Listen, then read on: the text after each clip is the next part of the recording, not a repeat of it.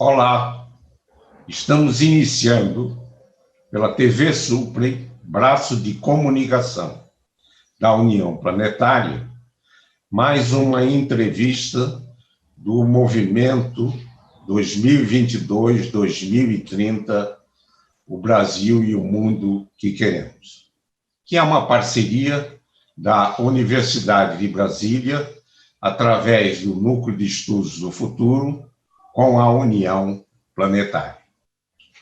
Hoje teremos o prazer de conversar com o professor da Universidade de Brasília, Ronaldo Pilati Rodrigues. Vamos revisitar a formação do nosso convidado e ressaltar as pesquisas que tem desenvolvido. Também vamos conhecer suas atividades na Sociedade Brasileira de Psicologia.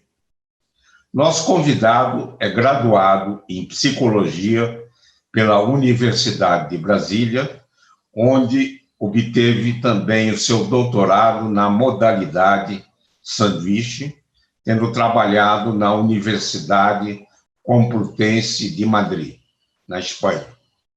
Tem um pós-doutorado na Universidade Windsor, no Canadá, e foi professor visitante da Universidade de Sheffield, na Inglaterra. Suas pesquisas abrangem o campo da psicologia social. Foi editor da revista Psicologia, Teoria e Pesquisa e publicou o livro Ciência e Pseudociência, porque acreditamos naquilo que queremos acreditar. Foi diretor e conselheiro da Sociedade Brasileira de Psicologia e atualmente é o presidente dessa sociedade. Muito obrigado, professor Ronaldo Pilati Rodrigues, por ter aceito ao nosso convite. Na minha primeira indagação, pediria para revisitar sua educação básica e quais foram os caminhos para trabalhar na área de psicologia. Perfeito, professor Isaac, muito obrigado pelo convite, para estar aqui com vocês essa entrevista, nesse momento, falando sobre questões relativas aí à minha atividade profissional, científica, né? Essa é uma pergunta bastante interessante, né, que sempre nos remete a lembrar e a refazer a trajetória, né, sempre que a gente é questionado por esse tipo de ponto, né? Então, é bom isso, do ponto de vista pessoal, por um lado, e é bastante interessante também poder compartilhar aqui nessa entrevista, nesse programa. Eu fui, desde do princípio, digamos assim, até a finalização, ou quase finalização do ensino, que se chama hoje de Ensino Fundamental 2, né, aluno de escola pública. Eu estudei em diferentes instituições de ensino fundamental públicas, né, até por questões familiares, porque a gente mudou bastante. Sou originário do Paraná, então dentro do estado do Paraná a gente nos movemos muito, porque meu pai era militar, então foi várias vezes transferido, então eu fiz essa formação, especialmente até o sexto ano completo, né, a finalização do sexto ano, eu fiz em escolas públicas diferentes da rede estadual do Paraná. E depois disso, quando a última transferência do meu pai foi feita, eu acabei migrando para o ensino particular, e nesse ensino numa escola confessional religiosa da minha cidade natal, de Guarapuava, eu cursei até o terceiro ano do ensino médio, né? O então ensino médio, desculpa, eu fico às vezes meio confuso com essas mudanças de nomenclatura, porque na minha época os nomes eram diferentes, né, professor Isaac? Na sua provavelmente também existiam outros nomes, né? Mas enfim, então foi essa mais ou menos a trajetória do ponto de vista do ensino fundamental. Essa escolha pela área, ou pela psicologia, eu acho que como todo jovem que está na idade de escolha, né, de carreira profissional, no final da formação do ensino médio, são dilemas e dúvidas que passamos todos, e todos passam sem dúvida nenhuma, né? A escolha pela carreira da psicologia, ela foi comparada com outras possibilidades de escolha de ensino superior, né? Mas a minha curiosidade sobre o comportamento humano, ela se intensificou aí na meados do ensino médio, pelo segundo ano, quando eu comecei a achar ou a fazer questões que me pareciam ser efetivamente atinentes, né, ou relativas a uma carreira em psicologia. Mas como a maior parte das pessoas que procuram a carreira em psicologia, eu também tinha uma visão bastante limitada antes de entrar na universidade do que era a psicologia. Acho que isso não é algo que deva ser propriamente particular da área de psicologia. A maior parte das pessoas, né, que chegam no ensino superior, acho que elas acabam tendo, a grande maioria delas, né, uma visão muito limitada daquelas áreas que elas escolhem de formação. Isso não foi diferente no meu caso. Então, eu tive uma expectativa da psicologia que é aquele estereótipo mais comum social sobre o que é a carreira da psicologia, que é aquele profissional clínico, né, aquele profissional mais vinculado à área da saúde, e atuando clinicamente. Então, essa foi uma característica importante. Eu tinha essa ideia, mas no primeiro semestre do curso de graduação do UNB, eu rapidamente descobri que era muito mais do que isso, a própria disciplina, a própria ciência, por sua história, por sua interação, enfim. O ensino médio, ele não, felizmente ou infelizmente, eu não sei dizer exatamente se é uma questão boa ou ruim, mas ele não me propiciou isso, né? Até porque acho que não era a finalidade dele. Mas, então, essa escolha, essa descoberta da psicologia, ela veio efetivamente na universidade, né? E o interesse por me tornar um cientista da área da psicologia, né, e buscar a formação, ele se desenvolveu e desabrochou antes da primeira metade do curso de psicologia, quando eu realmente me encantei pela possibilidade de estudar comportamento humano.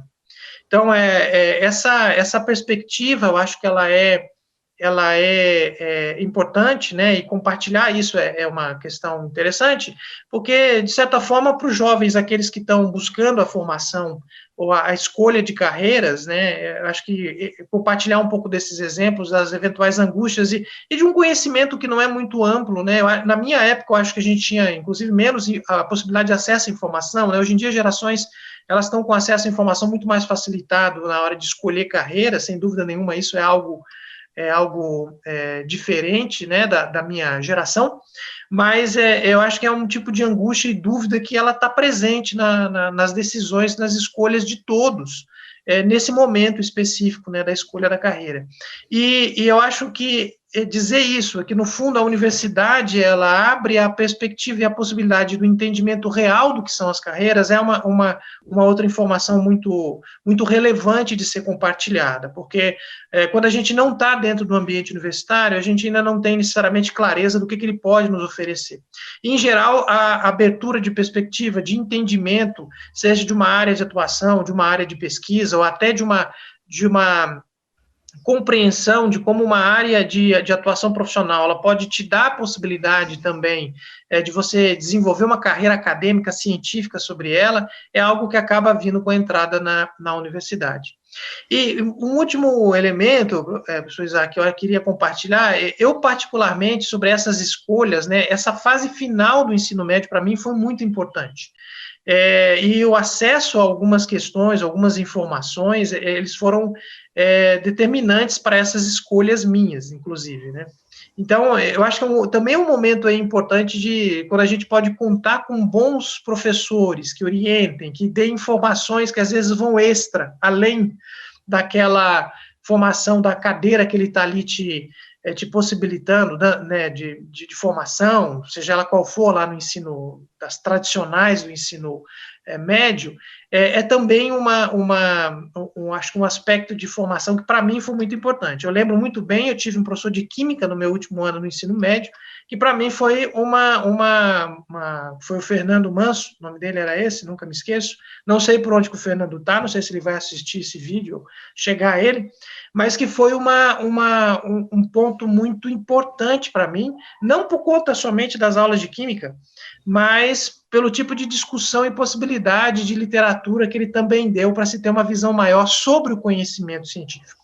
Então, acho que esse, para mim, é um ponto muito marcante que foi uma virada nas minhas escolhas, sem dúvida nenhuma, naquele momento de vida. É muito interessante, né, a sua manifestação, porque nas nossas carreiras, né, se a gente analisar, revisitar, sempre tem fatos ou pessoas, né, como o professor de química, né, isso é muito importante, né, e quando eu cheguei na UNB, na década de 70, o Instituto de Psicologia não existia ainda, era um departamento que estava junto ao Instituto de Ciências Biológicas, ao IB, e eu tive muito contatos com o pessoal da psicologia, né? Inclusive com os fundadores, a professora Carolina Bori, João Cláudio Todorov, etc. Professor Ronaldo, uma das suas linhas de pesquisa envolve o comportamento desonesto, cobertura da mídia, nível socioeconômico, jeitinho e intervenções comportamentais. Poderia ressaltar a importância desses estudos? Sim, professor Isaac, essa linha de pesquisa que eu tenho desenvolvido já há alguns anos, né, de focar em comportamento desonesto, né, como minha principal variável de interesse de estudo e entendimento, ela vem de uma motivação de propiciar, dentro da tradição de pesquisa, sobretudo pesquisa experimental, em psicologia, em cognição social, que é a minha área de atuação, né, dentro da psicologia social, propiciar contribuições para o estudo desse fenômeno aí que é ubiquitário no mundo, né, ele está presente em todas as sociedades. O comportamento desonesto, ele vai envolver tipos de comportamento que eu acho que são mais socialmente reconhecidos, como a ideia da corrupção, né?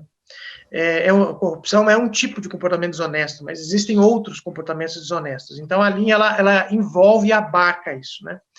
E dentro da minha trajetória como pesquisador, eu, como está no próprio título desse projeto, o professor pegou do meu currículo Lattes, está a ideia de jeitinho, né? Veja, em psicologia, a gente, quando estuda comportamento humano, uma das questões que nos preocupa é tentar situar, né, características que são mais importantes para a socialização dos grupos culturais e sociais locais em que nós nascemos e nos desenvolvemos. E essa socialização, né, ela é um aspecto importante que impacta muitos dos comportamentos que nos interessam entender. Então, se a gente não estuda esses fatores culturais, a gente não consegue compreender o impacto que esses fatores exercem em padrões e tipos de comportamento, né? E a psicologia padece de uma maneira bastante intensa desse dilema ou dessa questão, né, entre quais são os universais, então quais são os mecanismos e processos do comportamento humano que eles ocorrem independentemente da cultura, que eles são panculturais, e quais são os processos e mecanismos que eles estão presentes e são afetados por questões culturais locais. E é uma discussão muito importante em psicologia, com uma parte significativa da pesquisa, fazendo e coletando dado em países, uma proporção, né, uma quantidade muito pequena de países, e a partir dali extraindo conclusões que têm um caráter, uma roupagem pancultural, que acontece, que é universal, mas que não necessariamente é verdade, né? Então, estudar jeitinho, por exemplo, foi uma maneira que nós, psicólogos sociais brasileiros, eu faço parte de um grupo de alguns colegas, que tem colegas brasileiros e colegas também de fora do Brasil, em que a gente elegeu o jeitinho como uma variável que seria útil para entender esses mecanismos que são mais característicos da cultura brasileira. Ainda que é importante também fazer esse comentário, as pessoas associam muito o jeitinho ao brasileiro, mas estudando esse fenômeno, a gente se depara que em muitas outras culturas, pelo mundo afora, existem jeitinhos que têm os seus próprios nomes, né, nas suas culturas, e que são mecanismos de relação social bastante parecidos. Os chineses têm o guanxi, os árabes têm o asta, os anglo-saxões têm o pulley strings, todos esses são fenômenos de característica particular das suas culturas, mas que partilham várias semelhanças com o jeitinho. Então, esse parênteses aqui é importante para a gente também tentar entender questões que são locais, mas não imaginar que as nossas questões locais, elas são únicas, no sentido de não existir comunalidade com as outras culturas. Então, esse é um ponto, né? E a escolha do jeitinho acabou levando a um interesse que aí está associando ao comportamento desonesto, que o brasileiro, em geral, associa jeitinho à desonestidade, ou à malandragem, ou a características mais pejorativas, digamos, do fenômeno, na tentativa de contribuir, então, com estudos no âmbito da desonestidade. Então, é um projeto, esse especificamente, né, que a gente tem desenvolvido aí nos últimos anos, onde a gente está tentando, por exemplo, lançar mão de estratégias diferentes de pesquisa para observar o comportamento em situação natural, em alguns contextos. Outras vezes a gente traz para o laboratório, faz testes laboratoriais observando o comportamento em situações que a gente cria no laboratório para testar hipóteses, né, em desenhos experimentais muito importantes em psicologia e bem tradicionais, que a gente emprega em psicologia há bastante tempo. Então, esse tipo de ação, né, ela combina muitos projetos diferentes, com coletas diferentes, na tentativa de trazer essa contribuição da psicologia, que é uma contribuição um pouco tímida do potencial que ela tem para a gente entender esses comportamentos, para se promover intervenções para minimizar o comportamento indesejável, como desonestidade e corrupção, né, e promover a maior possibilidade de distribuição justa de recursos e tudo mais para as populações, e a gente avalia que essa contribuição da psicologia ela acaba sendo tímida, porque é um tema que, em geral, os psicólogos não estão se dedicando muito à sua investigação, ainda que isso tenha modificado nos últimos anos. Então, um pouco da motivação está associada a isso, né, já temos aí vários projetos desenvolvidos nos últimos anos e continuamos aí na execução. Esse especificamente, que motivou a sua questão, ele está focado em ambiente público amplo, porque a gente tem uma parceria, esse projeto levou uma parceria com um projeto grande que a gente tem aqui em Brasília, sobre de promoção, que é um projeto educacional de promoção de comportamento honesto, e que nos dá a possibilidade de investigar esse fenômeno ocorrendo em condomínios, em escolas, em organizações públicas e privadas, no qual esse projeto ele tem uma relação, que é uma forma que a gente também, que eu tentei, bolando esse projeto, de sair um pouco do contexto laboratorial e ir para o contexto natural, onde esse comportamento vai acontecer no ambiente onde as pessoas estão ali se comportando de maneira natural, o que nos dá também uma nova possibilidade de compreensão. Então, é um raciocínio, é um projeto inserido dentro de uma linha de compreensão mais ampla, né, o que, de certa forma, faz parte aí do nosso trabalho como investigadores e cientistas, né, sempre tentando buscar entender coisas. A gente está cheio de perguntas na cabeça sempre. Perguntas é que não faltam, né? Professor Ronaldo, em 2018, publicou o livro Ciência e Pseudociência. Por que acreditamos naquilo que queremos acreditar? Poderia destacar os principais pontos desse livro? Perfeito, professor Isaac. Esse livro foi uma decisão que eu tomei alguns anos atrás, numa tentativa de, primeiro, fazer uma contribuição desse pensamento da ciência cognitiva que a gente desenvolve, que é a nossa base de trabalho na minha área, em psicologia social, mas em outras áreas também da psicologia, com outras aplicações, para compreender a maneira como as pessoas conseguem ou têm dificuldade de apreender a maneira como o pensamento científico funciona. E eu tomei a decisão também, nesse momento, de ao invés de fazer uma publicação que ela fosse mais restrita, voltada para o ambiente acadêmico, eu decidi em abordar esse assunto numa tentativa de um livro de divulgação científica, que foi essa motivação do livro, e ele foi escrito com essa intenção. Como eu usualmente, ou recorrentemente gosto de dizer, quem disse a leitura está acessível é o público que lê, né? Eu escrevi com essa intenção, mas quem efetivamente vai poder dar o veredito é quem consome essa informação. E esse livro, então, ele tem como propósito, né, apresentar um conjunto de ideias e conceitos básicos em ciência cognitiva e aplicar isso para a gente poder entender o mecanismo que facilita ou dificulta as pessoas a apreenderem a maneira pela qual a ciência funciona, né? Eu gosto de nomear isso não só o mecanismo da ciência, mas o processo e o princípio pelo qual a ciência ela desenvolve o seu conhecimento. Então, a ideia do livro está muito focada nisso, e ele foi pensado, inclusive, em alcançar o público jovem, público de ensino médio, ou de estudantes universitários de qualquer área do conhecimento, porque eu acho que é um assunto que é transversal a todos os temas e as questões. Então, ele tem essa tentativa de diálogo, de contribuição, não só do ponto de vista de uma discussão mais filosófica, né, também vai envolver esses assuntos, inevitavelmente, que os filósofos, ainda bem, há muito tempo pensam sobre essas questões de ciência,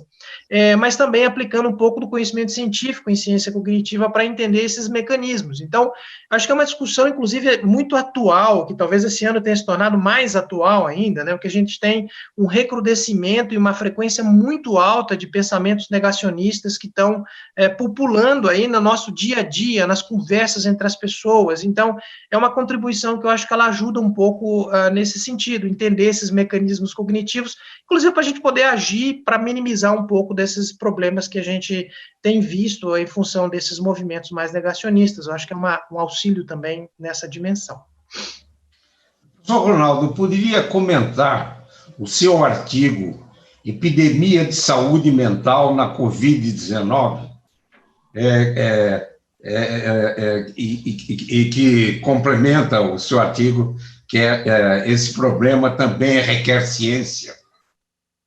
Perfeito, professor Isaac. A gente tem uma preocupação, essa foi uma contribuição que gestamos no âmbito da diretoria da sociedade, que atualmente estou presidindo, né, a Sociedade Brasileira de Psicologia, onde a gente resolveu discutir lá ainda, mais ou menos, acho que no início, né, da pandemia, isso deve ter sido talvez em abril ou maio, eu não me lembro exatamente a data da publicação, mas a nossa preocupação era de se entender que para a gente poder, da mesma forma que a gente enfrenta a pandemia, a doença, o vírus, né, o SARS-CoV-2, a partir de preceitos e dinâmicas orientados pelas melhores evidências científicas disponíveis para orientar a nossa ação, a gente também deve levar um pensamento dessa natureza para poder enfrentar a epidemia de saúde mental que a gente está vivendo em função da pandemia, de todas as dimensões, né, do que ela nos afetou, tanto dos processos de contenção, como a questão do distanciamento social, como os efeitos econômicos também que a pandemia trouxe. Então, a gente procurou nesse artigo, né, publicamos um veículo de divulgação mais ampla, no sentido de trazer atenção de que, da mesma forma que a gente precisa ter preceitos baseados nas melhores evidências para enfrentar o vírus, a gente vai precisar também disso para enfrentar a epidemia de saúde mental decorrência dele.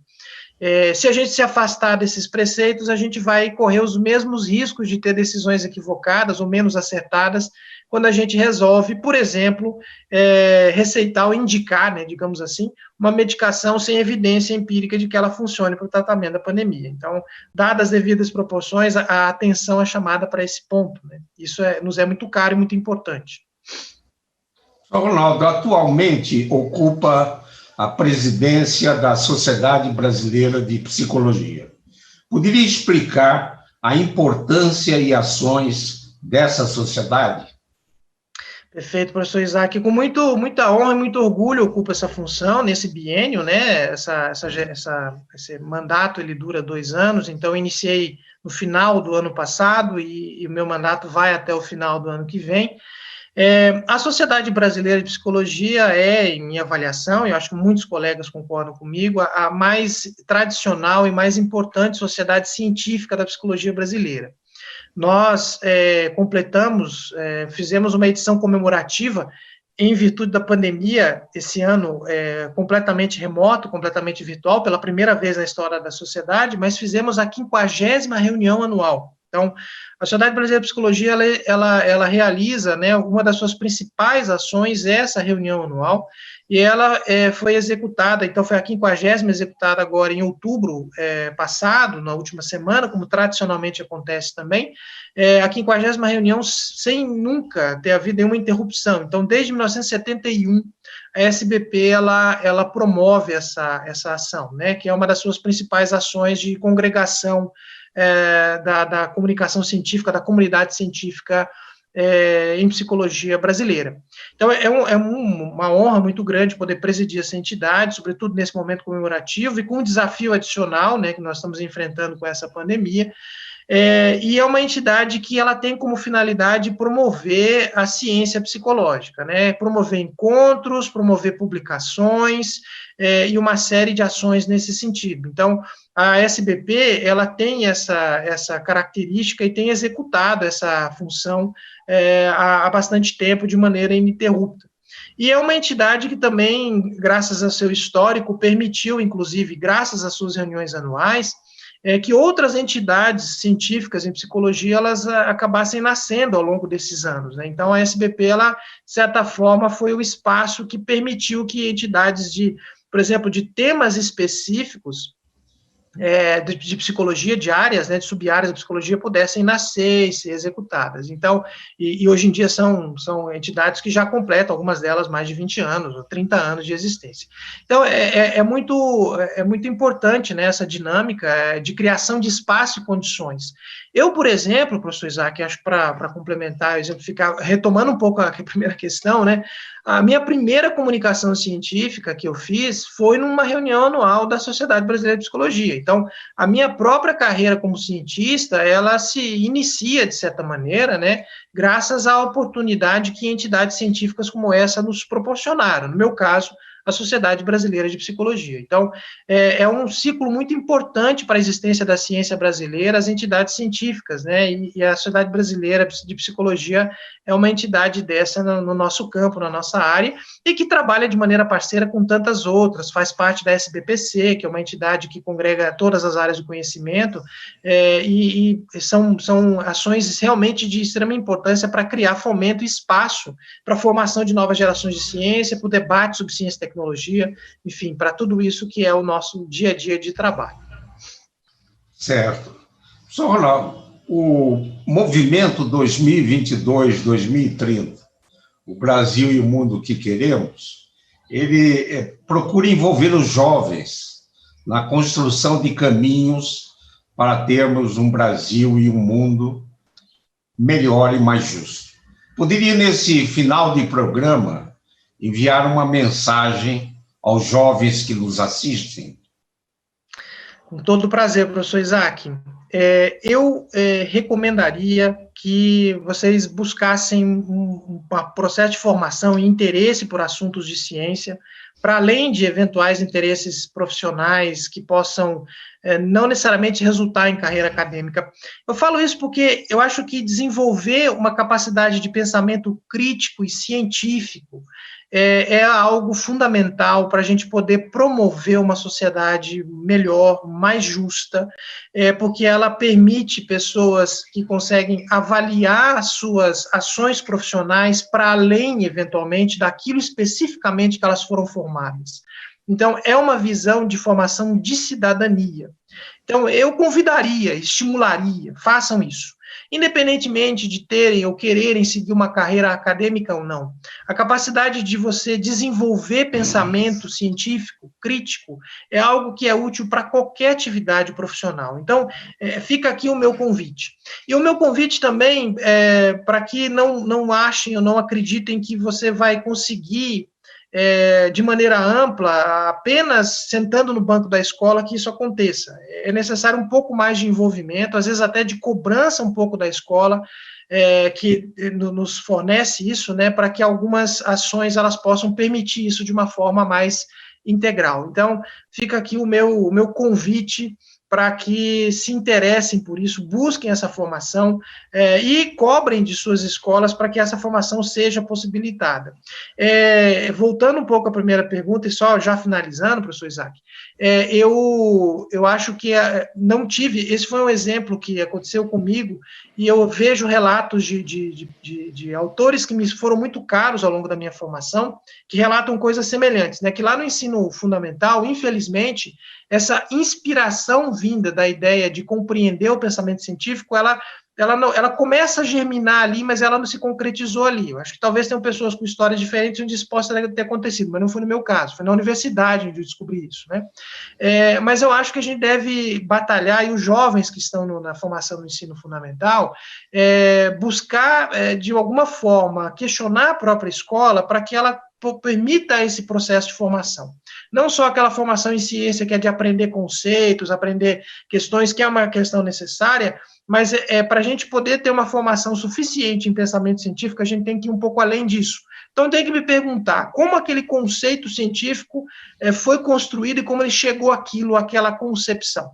Então, eu acho que esse é uma recomendação, uma sugestão que eu quero promover aqui nessa fala, para que os jovens busquem isso, e busquem de maneira ativa, inclusive questionando os meios de ensino que eles têm nos ensinos particulares, públicos, enfim, que a gente tem pelo Brasil afora, no processo de formação fundamental. Eu concordo plenamente, acho, inclusive, que a formação científica é um aliado do desenvolvimento do pensamento crítico das crianças e jovens na construção da sua personalidade. E queria destacar que nós temos no Brasil, e é um capital importantíssimo, muito mais importante que o PIB, eu acho, que é o programa de iniciação científica, né? Onde hoje nós temos para estudantes universitários mais de 100 mil estudantes participando do programa de iniciação científica no ensino superior. E desde 2003 temos o Iniciação Científica Júnior, que permite que um estudante, inclusive do ensino fundamental e do ensino médio, possam frequentar um ambiente científico com 10 mil bolsas de iniciação científica júnior que são fornecidas pelo CNPq. E temos algumas experiências pontuais, uma delas que vem à cabeça agora, na Universidade Federal da Bahia, a professora Rejane Lira, tem já há muitos anos um programa de iniciação científica a partir dos 6 anos de idade. E aí nós precisamos achar os métodos e os instrumentos para termos uma iniciação científica na primeira infância, de 0 a 6 anos. Claro que nós não vamos levar as crianças para uma universidade, mas ter um pensamento científico, saber o que conhecemos, fazer perguntas para que respondam perguntas daquilo que nós não conhecemos, que é muita coisa, é uma importante mensagem aos nossos jovens. Professor Ronaldo, eu queria agradecer muito essa oportunidade que tivemos com essa interessante e importante conversa. E esse e outros programas do Movimento 2022-2030, o Brasil e o Mundo que Queremos, podem ser acessados no canal YouTube da TV Supre. Gostaria de agradecer a atenção daqueles que estiveram conosco, e voltaremos a nos encontrar em uma próxima oportunidade. Até lá.